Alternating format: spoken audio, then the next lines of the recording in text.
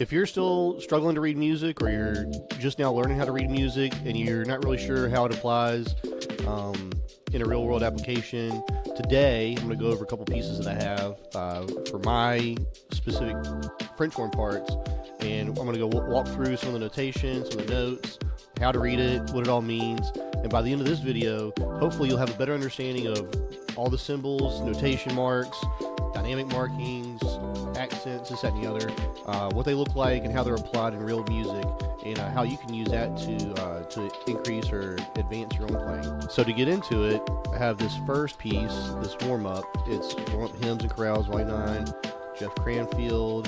Here's my piece, my part French horn. It's in concert C. So for me, that's 1 sharp. The C right here, you'll see either a C, or it could also be it'll be 4/4. That's all that means. It's just a common time signature, which is 4/4. And we see that we have a rest, only one rest in this first measure, so that means the conductor will give us 1, 2, 3, and then on 4, this is beat 4 of this measure. Whoever it is that's got it, I don't know who plays right here, but they'll play 4, 1, 2, 3, 4, 1, and then I have 2 and 3, 4. So this is 3 and 4 right here, tied into this half note, and then 1 and 2. Then I rest on beats 3 and 4 right here. It's a half rest. That means I rest half. Half the measure, usually it's just 2 beats. In this particular case, it's exactly 2 beats. And then I continue to progress through the song. So it's 1, 2, 3, 4. But these are, I'm playing those as one note. And so on and so forth. So y'all, do you see how that works? So there's 4 beats to the measure. The quarter note gets the beat. That's what this 4/4 means. And this is a quarter rest. This is a quarter note right here. And it's important to know the difference, know your rests, know your notes, and what they look like. So also throughout this piece, we've been seeing these things, these accidental markings. So my key signature tells me that I'm supposed to be playing F sharps, but for some reason the pieces want me to play F natural. And if I were to look at the score in this measure, and if I were to look at the score and go through all the notes, I would figure out, oh, that's a specific chord that we're playing. Maybe it's some sort of minor chord that we're playing at this particular part in the music, which is what all this is really trying to tell you. Here we go. We have a D sharp. So some people would call that E flat. That's it's an alternative name for it. And we call it D sharp because here you can see the note before it, D, D sharp, E. So typically, if we're going up in notes from a lower note to a higher note, and this is the note in between it, and it needs to be an accidental or a chromatic note or something, we're going to add the sharp to it. Usually that's the point we would add sharps. If it was opposite, it feels like instead of it going, if it feels from E to this note to D, this would be E flat, because flats are usually contextually in a descending line. So because we're ascending, we're going upwards in this movement of notes right here, we're going to take this approach, this sharp approach. We're going to notate that as D sharp. So D, D sharp, E, then F natural. So that's the end of this progressive chromatic, half note stuff. And then we get to measure 8, and we see some splits. So this is for the French horns, so typically it's not just one person playing. It's going to be about 2 or 3 for however big your French horn section is going to be. And this top note is usually for French horn 1, typically, and this bottom note is for French horn 2. They are not always the same length. We'll see that in the next measure right here. So right here, we're going to see French horn 1 is going to be playing this D, and French horn 2 is going to be playing a C, or I'm sorry, E and a C. So that's my C, which is concert F. So this is probably an F chord right here. And then we have the next note, or the next chord. Then it comes back down to the French horn 1, holding on to the F, to our F, and French horn 2 go into a D, and then measure 9. So we see French horn 2, whoever's playing French horn 2 is going to be playing this half note. So French horn 1 is going to have a little movement at the beginning of this measure from beat 1 to beat 2, and then beat 3, they're going to have this half note, this D. French horn 2 is you're going to play this note and hold it out. You're not going to move. And you're going to eventually resolve on this B. So you're going from C to B. Then we have three measures of rest. 1, 2, 3. And this is 4. This is beat 4 being subdivided a little advanced. If you've never seen this is an 8th note. And then this is 2 16th notes. So half of a quarter note is an 8th note. So this will be a 1/8 note.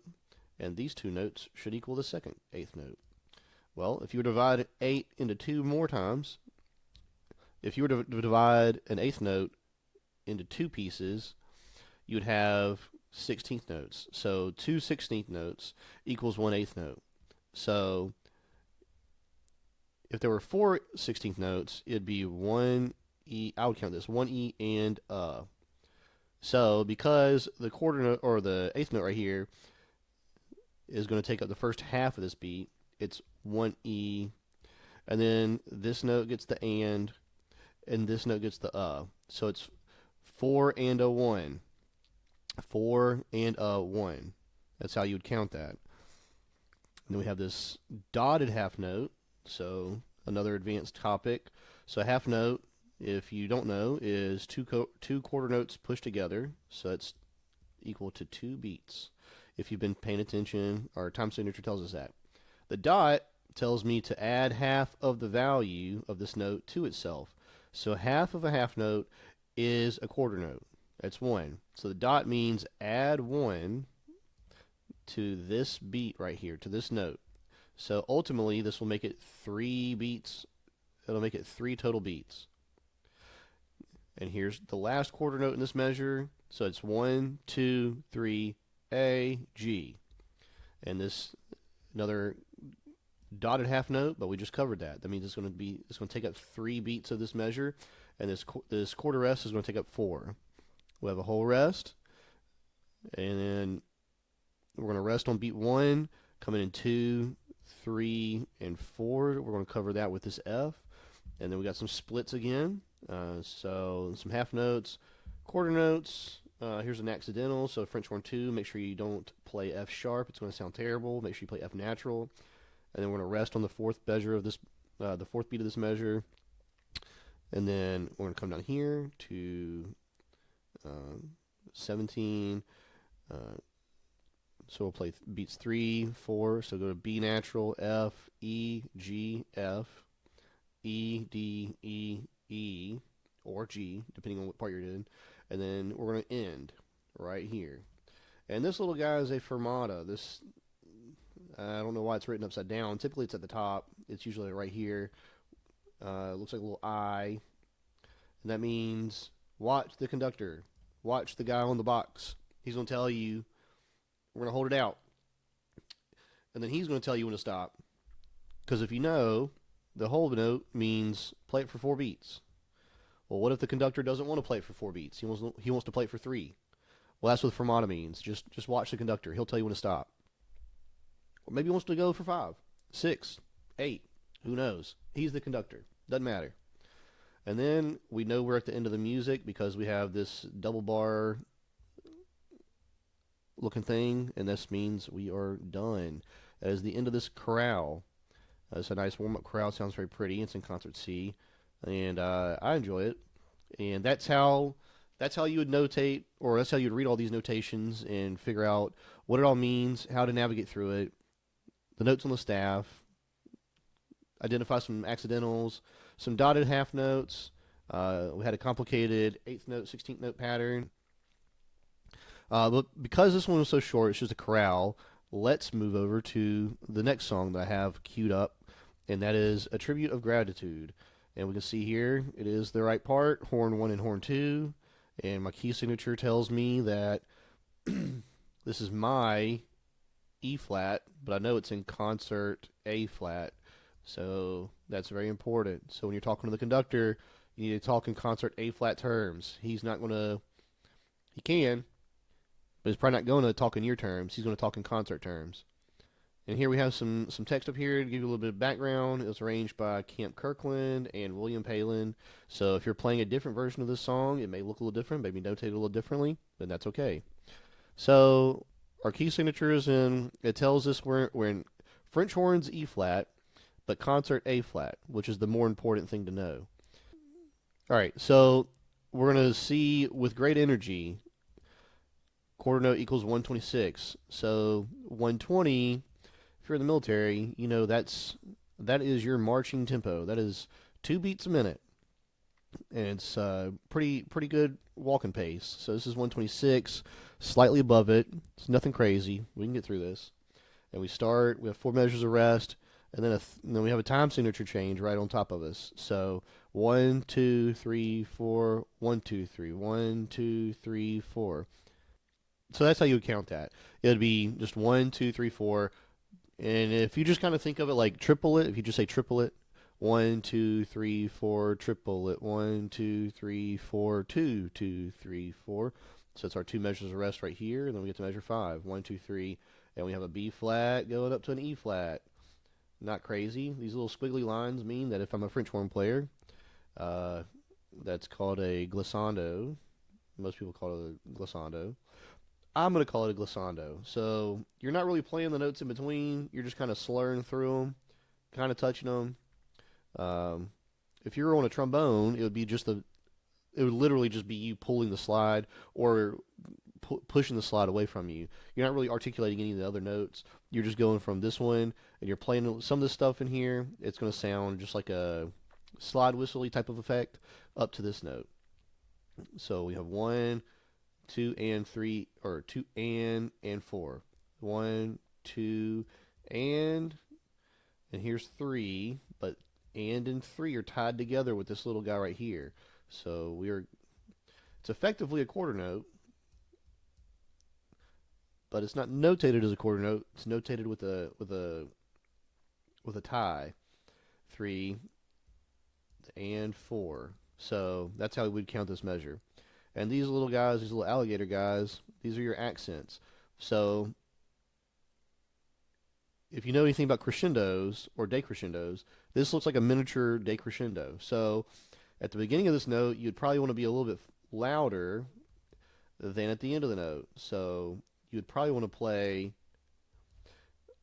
a little bit on the forte side and then the mezzo forte side at the end of this note.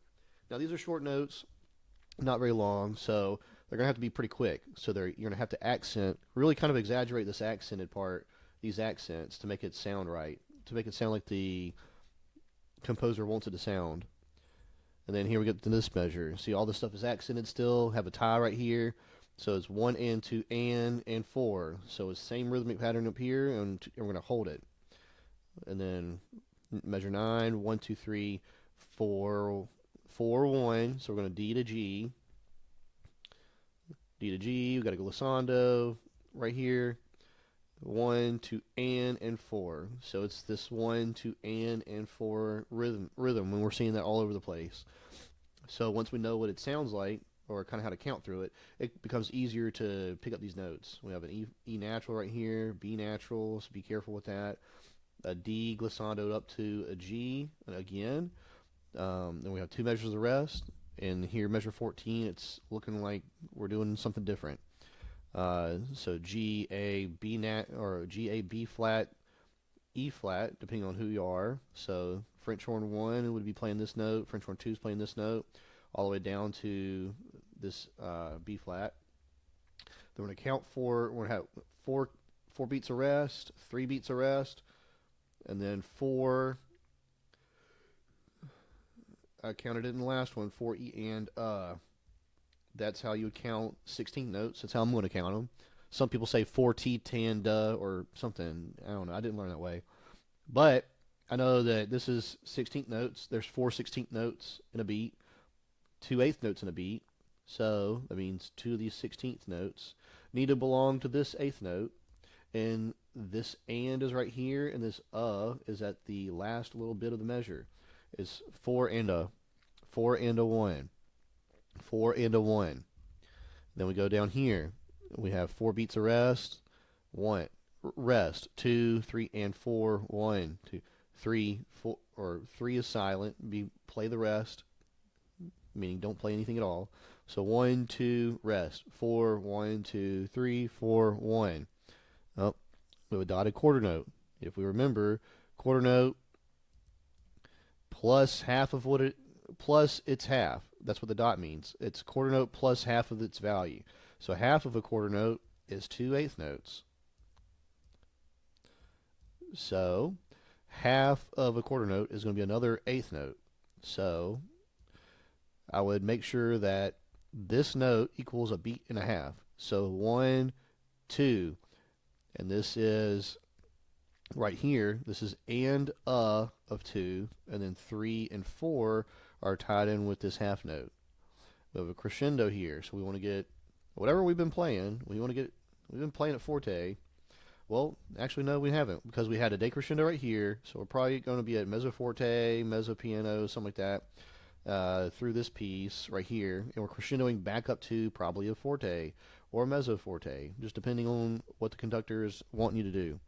So rest, 2, 3, 4, rest, 2, 3, 4, rest, 2 and 3, 4.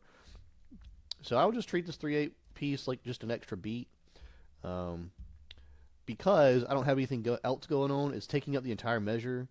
So this 3/8 means there's 3 eighth notes, or the eighth note gets the beat. The eighth note gets the beat. There's 3 of them in this measure. We just learned 3/8 notes equals a dotted quarter note. So the dotted quarter note is going to equal the entire beat of this measure. So this is effectively this is just a half note. So rest, 2, 3, 4, rest, 2 and 3, 4. So again, here we got effectively a half rest. We'll go back into 4, 4, 4, 4, rest, 2, 3, 4. So it's B flat, F, E flat, and make sure you hit the glissando. It's a very French horn thing to do, very trombone thing to do. And we've got this crescendo, decrescendo thing. So really get loud into this. Really emphasize going into this whole note, these 3 notes, and then when you finally kind of land on the whole note, make sure you back off, because there's probably other people in the ensemble who are doing stuff, and you want to make sure you listen to them. You can hear them. That's the whole entire point of, well, number one, that's what the composer's trying to tell you to do. Number two, anytime you have a half note or a whole note and you're not doing anything, you're probably not important. You're just background noise. You're holding a chord down or part of a chord down or something like that for someone else to play their moving piece. So maybe the flutes have something interesting going on. And if you're just belting out this whole note, nobody's going to be able to hear it. Be a good musician. Listen to others. And if you're playing this whole note and you can't hear anybody else, you need to play a little softer. Then here we have two measures of rest and then 2 measures of rest. This double thing right here probably is an indicator that we're going into a different theme of some sort. There's a different part of the piece. Legato, here's a stylistic word here. We want to play a little bit longer. I don't want to say lazier, but you want to make these quarter notes a little bit fuller. Up here at the beginning, we were accenting them, putting a little bit of space in between them. Now legato, you want to try to connect them all together, make them very pretty. That's what that word means. We're mezzo forte, so we're kind of loud, kind of not. We're just a little kind of medium loudness, if you will. And here we have 3. We have 3 notes, and so that means the F horn 1, So we have F horn 1, 2, and possibly if you have enough for a third part or fourth, you'd be taking this bottom part, this E flat. And F horn 1, you'd be taking the top. 2, you'd be reading the middle part. And it looks like we have this right here, decrescendo into these measures of rest. Play these, another decrescendo. So we're getting quiet. We're leading to a part where we're trying to possibly set up for something. 4 measures of rest, 3 measures of rest, 2 beats we're resting, 3, 4, and then here we go, Latin feel. We're changing the whole entire mood of the entire piece. Still, and we changed keys. We go from concert A flat to concert E flat. So that's notable. Something to if I were notating this for myself, I would make sure that A flats, the next A flat I come across, like right here, I would circle it to make sure that I know it is a natural. It is a whoops. That way I know that it is a natural note. Alright, so that A flat is a natural, not A flat. From here on out until told otherwise. So 1, rest, rest, and 4, 1, and 4, 1, and 4, 1. That's how you count this Latin feel. So if you're confused, 1 and 2 and 3, 4 and. So we are going to rest. We're going to rest here and here, and then we're going to rest on 3 and the rest on 4. So 1, 1, and 4, 1, and 4, 1, and 4, 1. Da-da-da. So here, mezzo forte. So it's 1 and 2 and then 3, 4 to finish out the measure. So we're going to rest, and it's and 2 and 2 and 2 and right here. So rest and 2 and so we're tying this 8th note to this half note, so it's going to be like 2.5 beats, or 2 beats and an 8th note, which checks out. And then we have a quarter note, 2 and 4, and 2 and 2 and. So that's the primary rhythm that I keep seeing, that we keep seeing. We're going to keep playing it, and we're going to come to this 3 measures of rest right here. Keep playing it. Still got that same theme going on. Here at measure 70, looks like we're doing something different. We see in 72 it's marcato. If I remember right, that means, yeah, marcato, meaning marked or emphasized. So here you'd want to, just like at the very beginning, had all these accents. I would want to play these with little accent marks on top of them, because that's what marcato means. Probably the composer didn't want to write all these and just put marcato, so you would know what to do. So here at 70 it kind of changes. We don't have that same rhythm, but we go 2, 3, 4 and 1, 3, 3, 1 and 3, 4, 1, 2, 3, 1 and 3, 4, 1, 2, 3, rest, 2, 3, 4, 1. Well, we have a key change right here. We go back into concert A flat. Easy to miss. So right here, this A flat is the thing that's changed, kind of back and forth over the entire piece. So rest 2, 3, 4, 1, rest 2, 3, 4, 1, and 3, 4, 1, 2, 3, 4, 1. And we have a multi retard. That means slightly slow down. Because if you remember the beginning tempo was 126. Now we have to go to, now we're slowing down slightly, slight slowdown to however you say that, to 92 beats a minute. And here we go, 1, 2 and 3 and 4, 1, 2, 3. So this is important. If you ever see anything like this, you're going to play the whole entire thing. It's not just a half note and you stop on 3. It's going to be 1, 2, and you're going to play it. You need to make sure you go all the way to the downbeat of 3. And you're going to release on the and of 3 and 4. Make sure you don't play those. You want to get the top of 3 along with these first 2 beats. Then we have a 2-4 measure where it's 1, 2, and a 1. So we're in 2-4 for a little bit. Or, never mind, it's flip-flopping. So it's 2-4, 4-4, and then 2-4, 4-4. So kind of confusing, but nothing we can't handle. 1, 2, and a 1, 2, 3. 1 and 2, 4 and 1, 2, 3. 1, 3, 4. And it's the same thing, same rhythm we just had. 4, 1, 2, 3, 4, 1. 1, 2, or 4, 1 and 2, 3, 4, 1. 1, 2 and 3, 4, 1, or 1, a 2. So that's important. We haven't seen this yet. So dotted eighth note. So that means if we were to write out all the 16th notes here, it would be 1, E, and so we know, let me make this better. So we know a eighth note is 2 16th notes, and the dot means we're going to add half of its value to itself. So half of an eighth note is a 16th note. So we're going to add this 16th note right here to it to make this 3/4 of the 16th note pattern. So it'd be 1, a 2. You're going to have 3 16th notes worth of sound right here. And this is just of 1. 1, a 2. Retard. So we're going to slow down a little bit.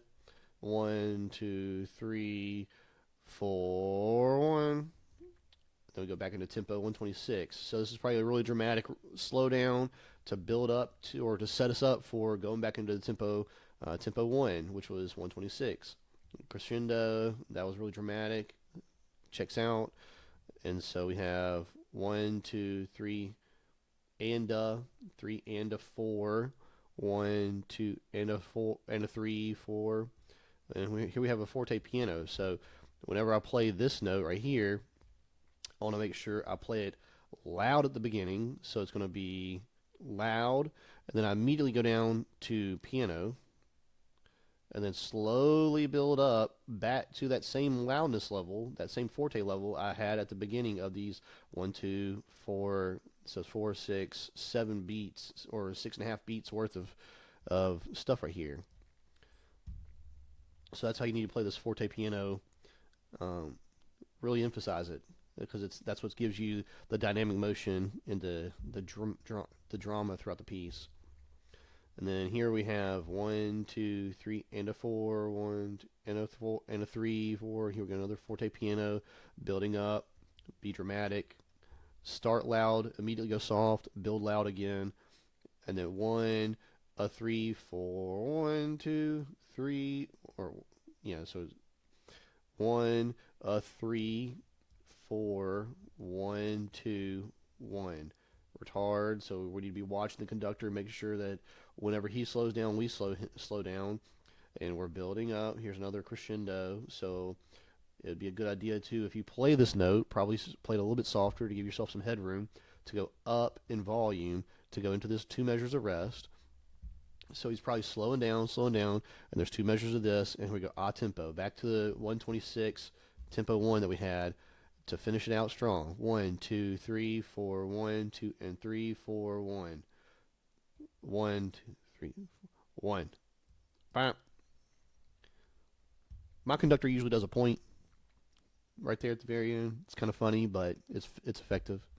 So yeah, and here we go. Here's a crescendo. So that during this whole note, we need to make sure we're going up in volume to really get this last note, really make it loud, but not too loud. Don't make it so loud you lose the integrity of the note. But for effect, you need to be going from a soft dynamic to a loud dynamic to really make this note last, make a final impression. Boom, 1, and then here's the double bars to tell us that we are done. So this was a reading of 2 different pieces that I have that I've been practicing over the past couple weeks, and I just wanted to share it with you. Go over all the markings, rhythm patterns, notes, differences between concert pitch and my pitch, or an instrument pitch, some tempo changes, key changes, double bars, all this other stuff, and hopefully you learned something from it. And if you like the video, please give me a like, subscribe, and I'll be back with some more in the future.